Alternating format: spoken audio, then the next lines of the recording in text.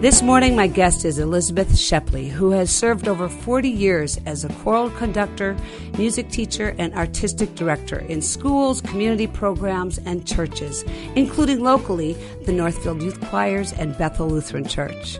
She has worked with youth in professional opera performances at the Minnesota Opera Company and youth community theater productions, including Northfield Arts Guild and Purple Door musicals.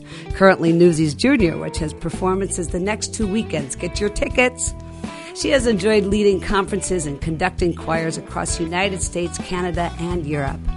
There's much to delve into here, so let's get to it and talk with Elizabeth Shepley. Well, welcome, Elizabeth, on this early New Year's Day. The streets are empty. Yeah. There's no cars out, and yet you came out to join me here live in the KYMN studio. Happy New Year to you, Pauline. Thank you. Thank you so much. Thank you. So Liz, as I mentioned in the intro, is musical director for Newsies Jr, which is coming up here in the next couple weekends. And so I thought it was timely to have her on so we could talk about that. But before we do, Liz, why don't you take us through kind of your genesis as a musician? Oh, it's fun to think back on it, Pauline. I grew up in Roseville in a home that was filled with music. My parents appreciated all sorts of music and wanted the four of us to enjoy it as well, and to be musically literate.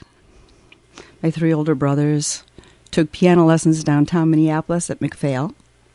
Nice. And would drag me, 3-year-old me, along with them, and I begged for lessons. Oh, nice.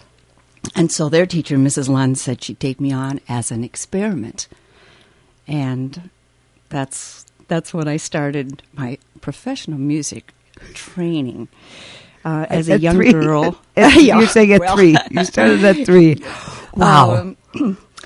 As a young girl growing up in a farm in Cosmos, my mom became the church organist at 14, 15, something like that. And when she graduated from business school in Minneapolis, she was hired by my grandpa to work in the family lumber yard, where she met my dad. My dad took her on dates to church choir rehearsal at Central Lutheran Church. So that turned out to be a pretty winning idea. Wow. Yeah. And Dad was in dental school. And when there at the University of Minnesota, he thought it would be fun to start a dental school choir. Why not? Why not? Right. I mean, yeah. So that was fun. He did the music of the era. Well, they did some Berlin and Crosby and Sinatra, and I'm pretty sure that they were a big hit at the dental school functions.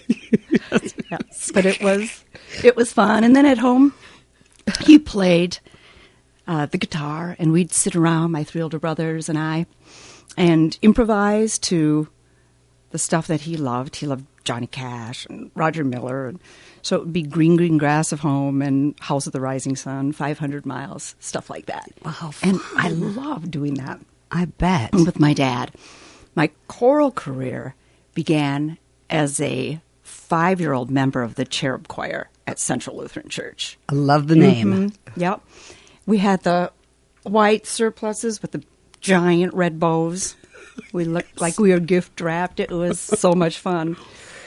There's a quote in my office at home from Zoltan Kodály. My office is filled with quotes of varying sorts, and anyone who's worked with me knows that I love quotes of varying sorts. Can you just say them when they're appropriately needed? In social situations? The ideas of them. Okay. I can. Okay. Yeah. I've always wanted to be able to do that. I know. To be able to spout a line from a poem. I'll spout this particular one. Please because do. I've said it hundreds of times. But often, Zoltan Kodály, composer, educator, said often a single experience will open the young soul to music for a whole lifetime. And it's something I think teachers who work with children, youth, adults want to keep in mind. And I try to. And I'm not certain that this kindergarten experience did exactly that. But it was a great first experience. Oh, good. And it was a place filled with joy and laughter.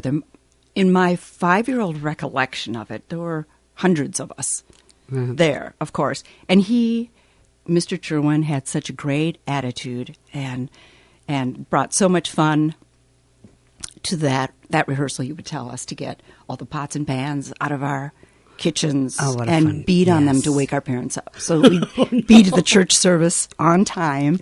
I just thought he was so funny, and those early teachers can be so important. Yes. That when I was 10 years old, sort of that 10 to 16-year-old space in time, I did experience what certainly would open my soul to music for a whole lifetime. My mom had read in the newspaper that the extraordinary conductor Edith Norberg, who was known for her work with adult, professional, amateur, and church choirs, was going to start a community children's choir. And her goal was to have an American children's choir that could rival those in the UK, Austria, and other places in Europe. So I was lucky enough to sing with Mrs. Norberg for several formative years. That's a big task, because in Europe you have a tradition of it. So you have all these kids coming up into it. Centuries of tradition. Yes. Exactly. Lots of boy choirs. Yep. Right. And that's changing. Good. But there are still great boy choirs, but there are lots of fabulous girl choirs and mixed choirs. Yep. So we got to do some really spectacular things. We competed in an Eisteddfod in Wales twice. We performed with the Minnesota Orchestra a few times, and I'm especially fond of performance under Henry Charles Smith, who I thought was the nicest guy I'd ever met, kindest man. We did a Porgy and Bess concert with him. We recorded a Christmas album with Howard Viken. Do you remember that name? I don't remember that name. He was a 40-year celebrity radio host for WCCO with a great big personality. And so we recorded a Christmas album with him. That was fun. We performed and recorded with Dave Brubeck, the jazz artist. Yeah, and just, all these things that come flooding back. Some of us did commercial work. We did the Dairy Queen Scrumptious commercial. Oh, fun. Do you remember that one? Oh, sure. I can't remember how it goes, but I'll sing it for you afterwards. Do it. Yes. See if I can remember. Oh, it's a very merry, extraordinary, scrumptious day. Yeah, that kind of goes on like nice. Yeah. We recorded the 8th floor Dayton's display when they used children's voices, and it was an around the world theme. So we sang in 16 different languages. Or something. It was so Christmas, cool. Christmas at Dayton's on the 8th floor. Yes, I remember going there as a child. Days. Yeah, we used to go down there in groups. We would take on every day of December, as far as I can recall, and we would carol. We'd wear these Trolleyan outfits with these feather caps and lederhosen. But we would sing all up and down the floors downtown lovely. Dayton's. I loved doing that. All the Christmas people would be waiting for the elevator. It would open. We'd all be in there singing. Wait for the next one. And it was fun. But the Daytons were great to us, and they'd have us out to their house afterwards and gave us chocolate, and we were professional. We got paid like $2 a night. Good. Loved it. So anyway. What an extraordinary experience to have as a kid. Oh, my gosh. So this lit the fire completely for you. Oh, absolutely. We got to sing for royalty, that beautiful Princess Margaret and that handsome Lord Snowdon and King Olaf. And so Danny Kaye. Wow. I got to hold his hand. Oh, nice. Danny Kaye. I had to lead him to the stage. And this was from what age to what age? This is like 10 to 16. Oh, so and then when many years. Some of us wanted to keep singing, and we were getting too old for that choir, because that was kind of the age, 10 to 16. And one of us knew Janice Kimes, who is working as a volunteer choir director at Hamlin Methodist Church, Hamlin University. Okay, yep. Not the one downtown, but at St. Paul on the campus. And she was willing to come and conduct about 16 of us. And that became Belcano Voices, and that lived on for a while. And she invited me back to start her preparatory choir. And there's somebody who grew up in the youth choirs here whose mom was in that choir. Oh. That's kind of a cool story. But anyway, what I remember most vividly about that time, the 10 to 16-year-old time, in addition to just the joy, the soul-opening part of singing with peers, besides how wonderful it felt to sing and to play and to explore and to create with the buddies in that group, are the incredible memories in a piece of music where you're transported to somewhere else. Yes. And there's this sound that has synergy. You couldn't do that yourself. And you can hear overtones and you get chills. And that is a sound I'll always live with, and I try to reproduce with children. And as I'm singing with others myself, it's just, it's something I wish everyone could experience. That's the goal, to get to that place, the zone, or however you want to define it. Exactly. And however it is for you. I mean, Right. it might be a different experience for you than for me, but I leave my body, I feel, when I'm in that zone.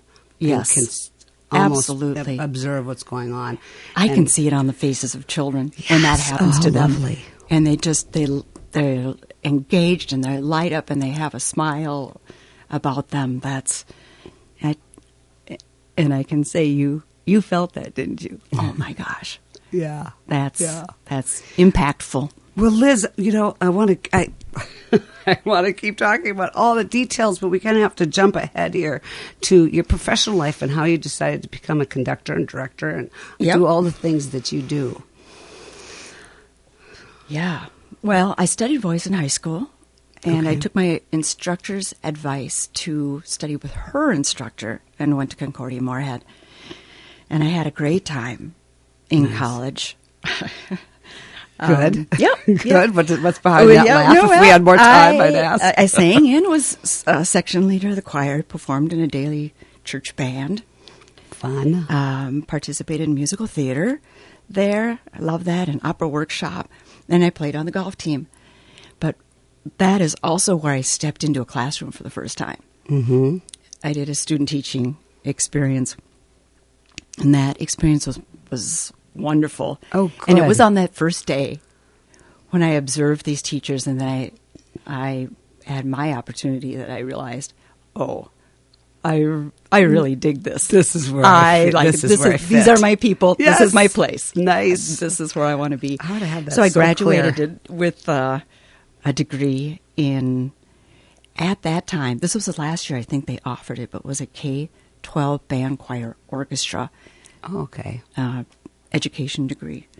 So, I mean, I think it's pretty crazy. But in small towns, they needed people who could do all that. Do all of right, it. Right. And to the great fortune of anybody who would have been an instrumental student of mine, I never did that. I stuck just to choral, vocal, and classroom music. Do you play an instrument? Well, I did have to learn Twinkle Twinkle on everything. Okay, for got that it. degree. That's how they do it. All right. But and piano. Okay. And I use piano for the purpose of studying the music. Right. Yeah. Now, Teaching I mean, I parts started and- as a teeny tiny, but my brothers were fabulous pianists. I'm functional. Got it. Yeah. Good enough to do what you need to do for when Exactly. you're doing It just serves my purpose Perfect. beautifully. Yeah, Perfect. exactly. My first teaching job was as a elementary music specialist in Elk River. And around that time, Janice Kimes, Belcano Voices, who is also a glorious singer herself, was working at the Minnesota Opera Company. And she invited me I was working with her preparatory choir, and I would also work with the children that were needed in opera performances, in the choruses. So I enjoyed doing that at the time. And I attended a church service at House of Hope, and they were starting a new choir school there. And I found out who that director they hired was and gave him a call and said, I'm a recent graduate. Can I volunteer? Do you need help? I'll do anything. And he took me up on the offer. So I started at House of Hope Presbyterian Church in the choir school program and took over in a couple of years, as it turned out, as a director. And that was an incredible ride. So I love to talk about that. Man, you've had so many great experiences. I had fabulous ones. I feel like I hit the jackpot. Yep. It does sound like it. Yep. You had such great mentors. Yes. And all these early experiences were so positive. Right. And wow, what a gift. Exactly. And I love this mix of that you direct kids' choirs, but you also musical theater. I don't know how many cross over into that whole theater realm, but how fun. Exactly, yeah. I had friends or children whose parents at the choir school said that there was an opening at Mounts Park Academy, so I took that elementary music position, which was the most fabulous music teaching position in the state. And in my opinion, I don't know, in the world, probably. Right, there you go. Yeah, absolutely. Fabulous people to work for and with, and great children. So I was doing all those things at one time, and met my husband. He was in med school. He was crazy busy, and so I could just work. And he didn't invite you to any dates at the church at the church choir. We had no dates, no dates to the church choir. However, he would come and schlep instruments in those early days. I was the Orff Ensemble. When I went to House of Hope, they had a closet full of beautiful, brand new chromatic Studio 49, top of the line Orff instruments. And I'd grown up playing Orff instruments. Edith Norberg studied at the Orff Academy overseas in Austria, Salzburg, and I had just finished my certification, so I knew what to do with them. Somebody had donated them, didn't know what to do with them, right. but had heard that they were great for children. So anyway, he slept those instruments when we used them. Oh, and I understand that too, because I am a drum tech for my husband very much, right. Very often, and it's usually because I want to get out of the bar or theater quicker. Yeah, so it's like, that might have had something to do with it. Up. Mm-hmm. Yeah. So you get this job at the Academy, and were you directing musical directing plays? Is that when you kind of started doing more of that, or was this later? At the choir school? Yeah. At the choir school, it was such a unique program because it was extended. There were graded choirs, and then there were classes. We had ear training. We had music theory. They all stayed for dinner. It was an after-school program, and the parents provided dinner on Wednesdays. But there were instrumental ensembles eventually, and we had voice lessons, and there was an old piano, beautiful grand piano, but we took it apart and with the kids and learned how it all worked and built it up again.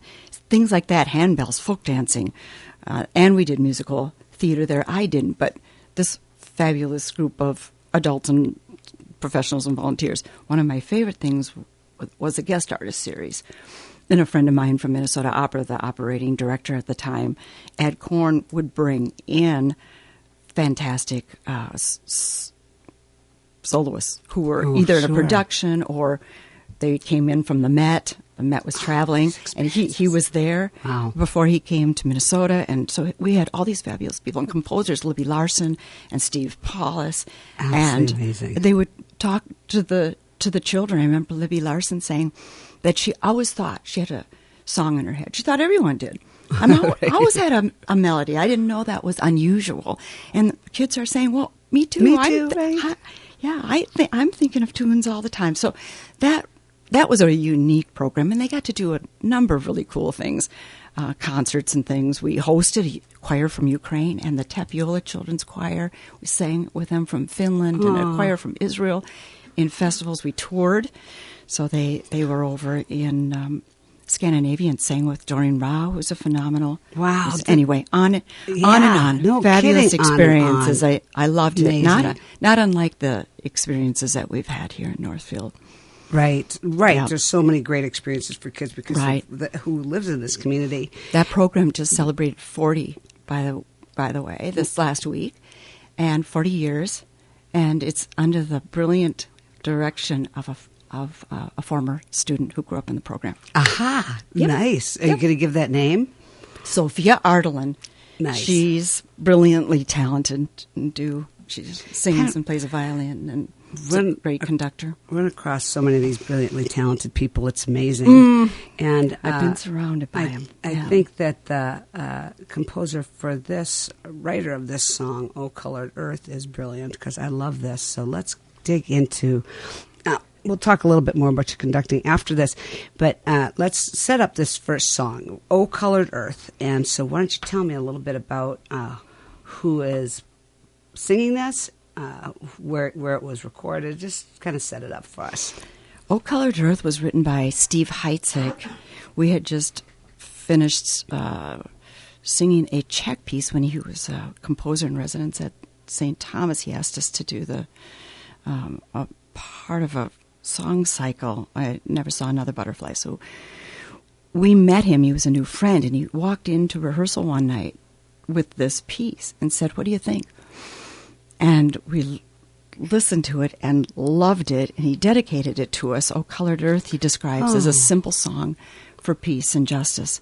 And I've taught "O Colored Earth" all over the United States with other groups, with the Northfield Youth Choirs, and it resonates with children. They often say it's one of their very favorite pieces. It resonates with me. I love this piece. I love the different Thank sections. I love the message of thousands of lives. Each one is sacred, and it's performed so well. So let's see. Do you have any challenge? I mean, you've done this song so many times, but in the beginning, were there any challenges? Well, it's a tough piece to keep in tune, but it's such colorful language, and there's so many things we can do with the text, and the children and the youth love to participate in that. What do you think this means, and how do you think it would be an effective way to sing this? So a lot of what you hear are suggestions that the children have made. And I love disappear, the word disappear, where they disappear, literally. Those I love kinds that you're of things. open to getting suggestions from the kids. It's what I do. I mean, awesome. It's a very gratifying way to run a rehearsal. Well, let's take a listen to "O Colored Earth," sung by the 1993 House of Hope Presbyterian Church Children's Choir and conducted by my guest today, Liz Shepley.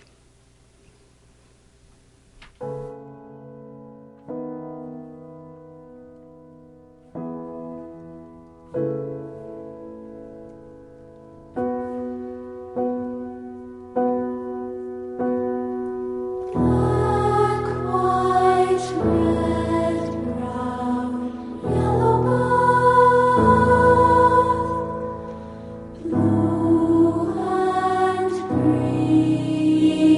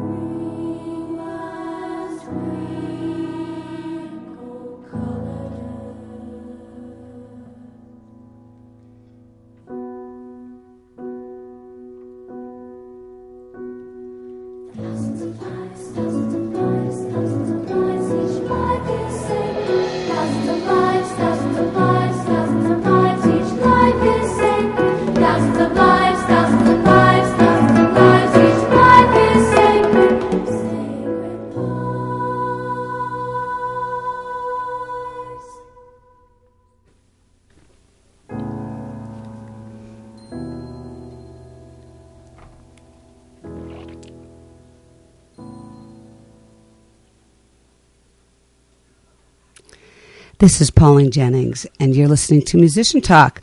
You just heard "Oh, Colored Earth," sung by the 1993 House of Hope Presbyterian Church Children's Choir and conducted by my guest today, Liz Shepley. I love that. I was thinking that it was produced. I mean, it sounded produced, and I was thinking, oh my God, the sound in that church is amazing. But you said you guys recorded it down in NPR? That's right. Yeah. Right. It was the first recording of it, and we were in studio, and Zeitgeist, a band, was the instrumentalist. I love the accompaniment. Oh my. It's so unusual to have that with the choir, that kind of a backup. It's typically done with piano accompaniment. Okay. But he also has a version now with strings, and this piece continues to evolve. I love this version. I love the bells and the acoustic guitar with the choir. I love it, and the delicate unison that you have, the blend in that beginning is, I can't believe you're getting it from kids. And the dynamics, they're too. capable of being so musical. Who is it that said that people are more musical under 15 than over? You want to capture it. Even those babies can be sensitive and musically. I just love everything about it. The melody is just beautiful, and you did such a great, wonderful job with those kids. And it's unexpected too. You feel like there's these parts in there that are going to keep building, and then instead it just goes, and it gets quiet and reflective, and it's like, oh, that was cool. That gave me chills. So very, very, very lovely. Thank you for that. Thank you. I want to talk a little bit about Newsies Jr. And before we talk about that, I was wondering if there is difference between teaching a song to a choir of kids for performance as a choir, and teaching it to the ensemble, a kids ensemble of a musical theater production. Yeah, that's a good question. I approach musical theater pretty similarly to the way that I'll approach a choir. It's, again, when we talked about having input from the kids, it's a very collaborative effort. But we warm up voices, we address breathing and consonants and beat and singing in tune and all of those kinds of things. The timeline's different. Of course, the obvious kinds of things. They need to remember wonderfully demanding dance moves. Right. And be able to sing while you do those. Where they're moving. Yep. To stand and sing is one thing.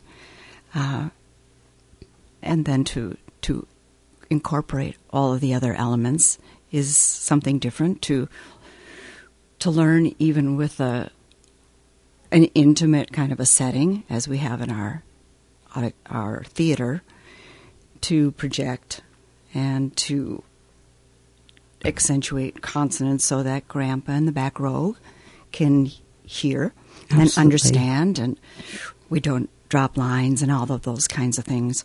I think that a big difference is that you don't have you're not all standing next to each other, so blend might be more difficult, right? That kind of is up to I suppose there's some collaboration there, but kind of up to the director's blocking as to where those kids are going to be, and you just have to deal with that. Right. And there are some who would say that their strength is dancing. There are some who say they love acting. Not everybody comes from choral background. Sure, right. And we have a wide variety of ages. So some are new to the whole idea of singing together as a group. Purple Door, that is producing Newsies Jr., is an educational program. And Rachel Hyder and Jana Hirsch, my colleagues, are fabulous educators. Yes, and they are. That's the overriding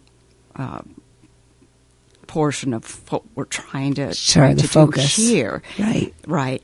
But these kids are given a lot, and they are standing all over the place. They're not necessarily standing with people who are singing the same parts. Absolutely. And they're listening for that, but they're also remembering their dance moves and what comes next and sequences and learning to anticipate.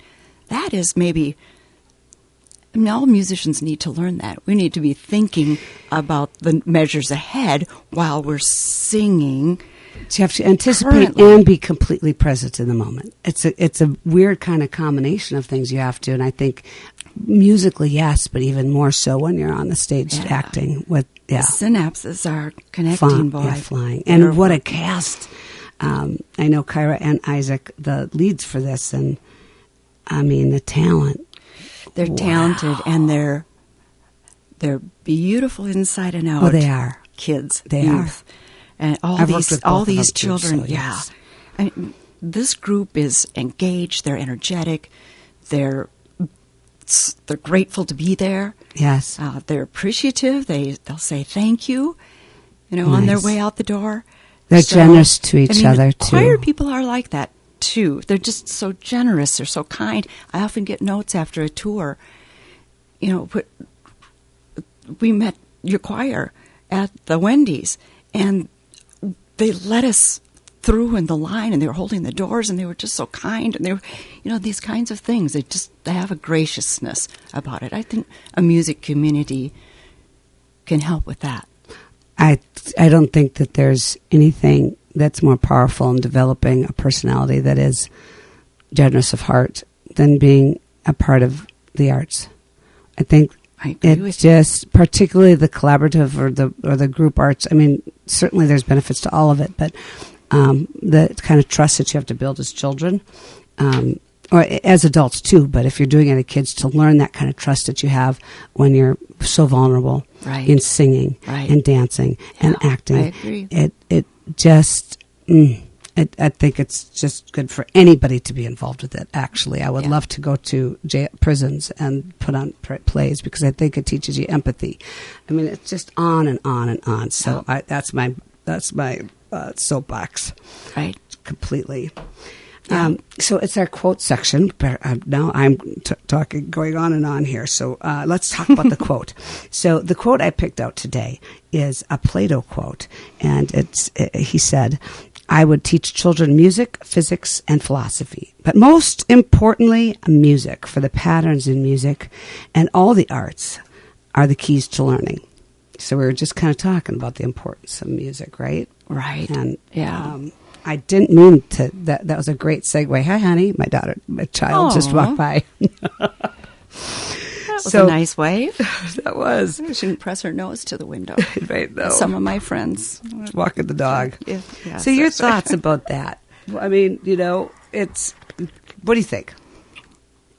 Oh, of course, there are patterns in music. I mean, the obvious: the beats, the rhythm, sequences, formats, repetition.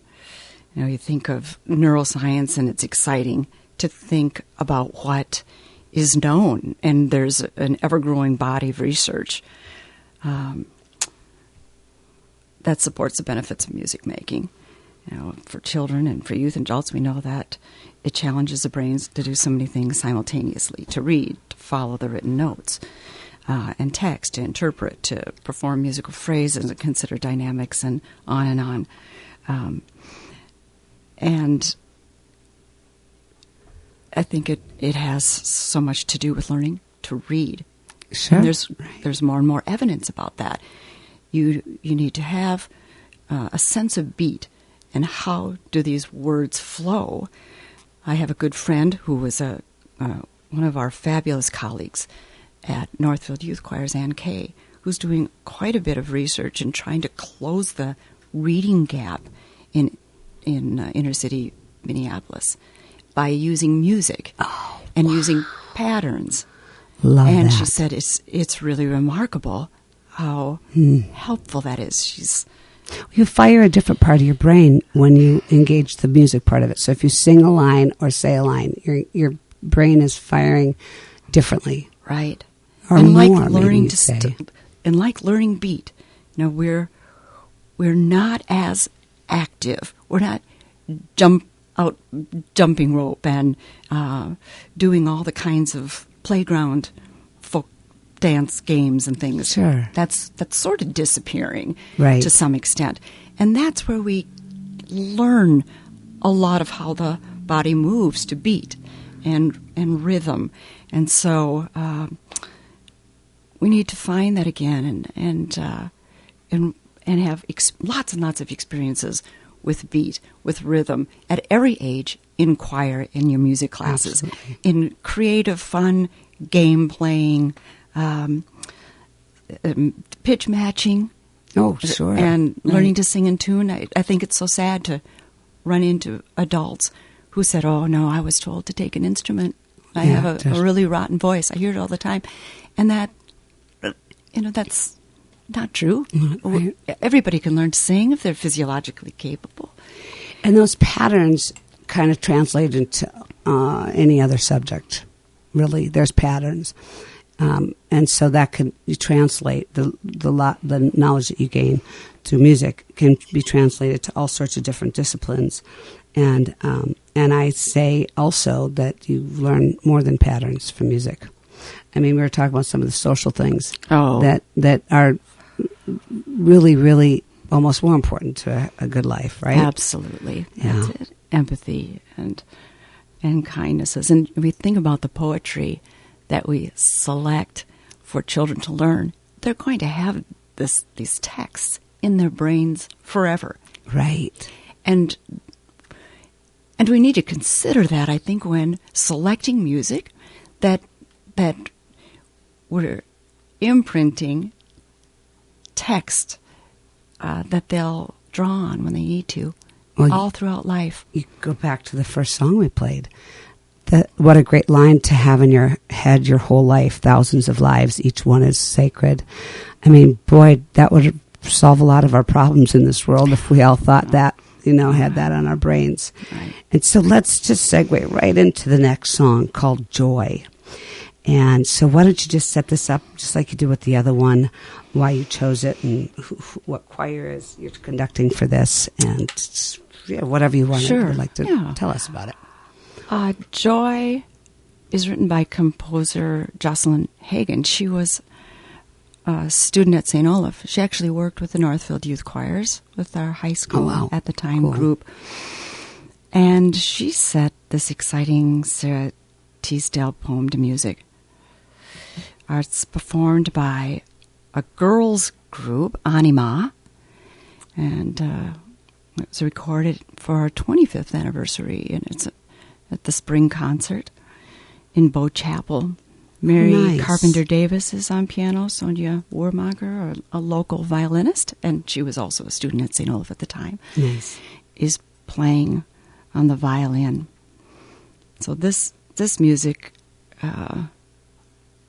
is full of energy. It has an exciting text. It's so much like the girls that performed it to me. It is, I am wild. I will sing to the trees. I will sing to the stars in the sky. Talk about joy. Exactly. Right. So were there challenges? There's a little dissonance in some of the there's chords some crazy here. sounds, some fun sounds but to listen to. The sounds that produce those overtones we were talking about earlier, where there are moments and you get a little shiver down your spine. But not exactly easy to sing. Because you want to go to the non-dissonance, the resolved chords in your head. And so you have these kids having to do that. Right. And once they understand triads and diminished, augmented, and they have, just warm-up fun with those kinds of things, it might be harder for me than it is for them. Oh, sure. I really feel like I have to be on my game and ready to teach because the kids they're so capable. I don't know what their limits are really. Oh, that's so wonderful. I sometimes feel I'm their limit. What all can you do? Well, how about this? Well, how about this? It's amazing and inspiring. I'm inspired by them. Yeah. Right. It's such a blessing to work with them. And that's a great lead into this song. And Liz Shepley is here live with me in the KYMN studio today. And it's time to listen to Joy, a song she conducted and is sung by the Northfield Youth Choir's group called Anima. I thought I'd get it right. All right. There you go, Wendy.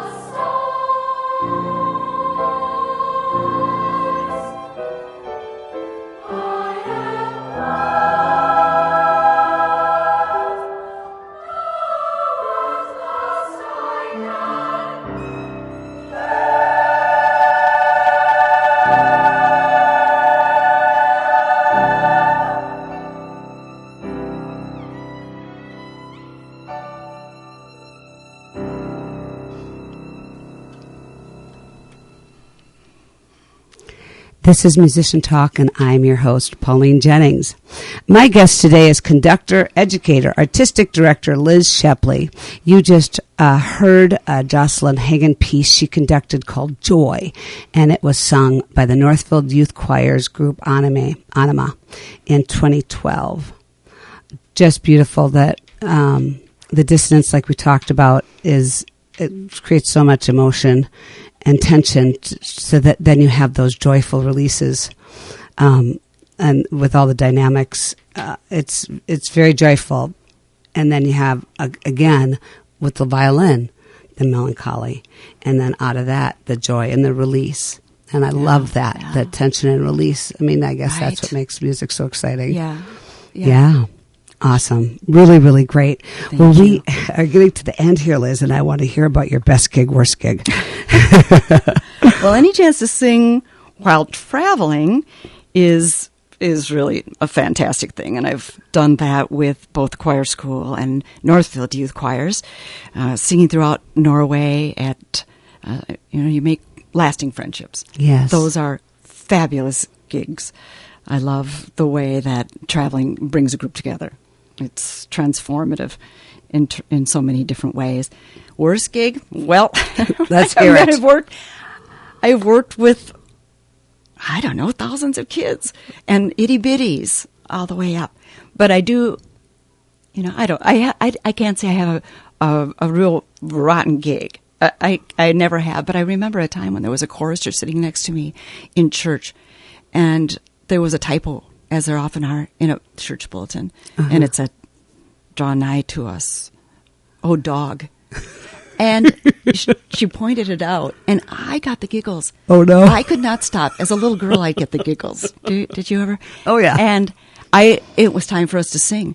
And I conducted the entire anthem laughing with my shoulders shaking. And the children all started to laugh, too. I mean, they were just trying to get through the song. And people commented on how particularly joyful they were that morning. So I love that as a worst gig. My worst gig is because I was laughing. It was pretty ridiculous. And that you don't have a long list of them working with kids. You'd think that there would be all sorts of logistical problems. Yeah, well, wow. There's always a little one that's getting sick during the piece and getting carried off by a parent sitting close by. Pro forma, it seems like sometimes. Yeah, there's a book there of all kinds of funny stories. Understood. Well, I want to let people know that Newsies Jr. is January 6th and 7th. Those are Fridays, Saturday nights.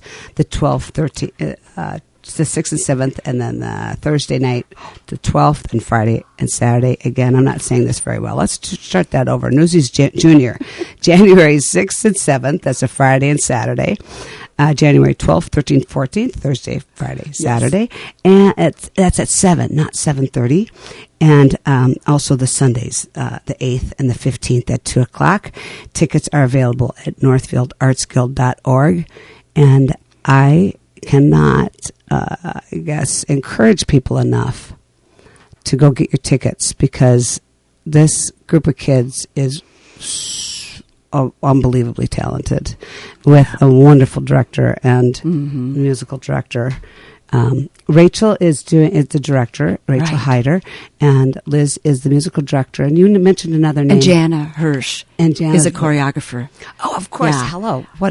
And we love, the three of us have worked, I don't know, countless times with children. Together. And together as a team. Yeah. I won't speak for them. I just love being with them. And you've worked with We have so much fun. Too. They've come to work in our Encore Summer program for years at NYC, Northfield Youth Choirs, and we've done musicals and Purple Doors, and I hope we have more in our future. So you not only have all this talent, but you have a group of kids that have worked with this group of adults that have worked together, and that also brings its own magic, right? So I am excited to go. I have tickets for the first weekend, and I'm really, really excited to see all this talent on stage. Well, glad you're coming, Pauline. I am too.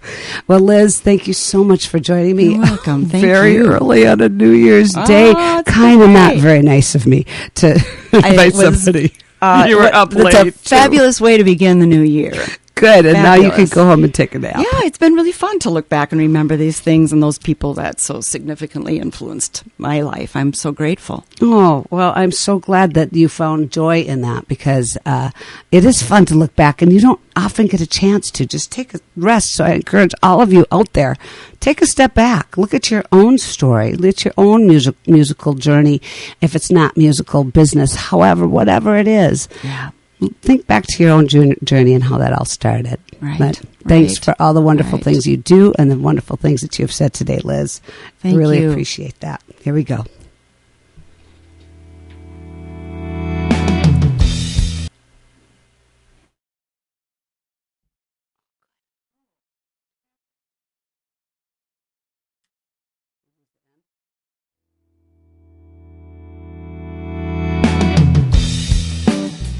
Many thanks to Liz for joining me today to share her journey with us and to give us some insight into her musical work with kids.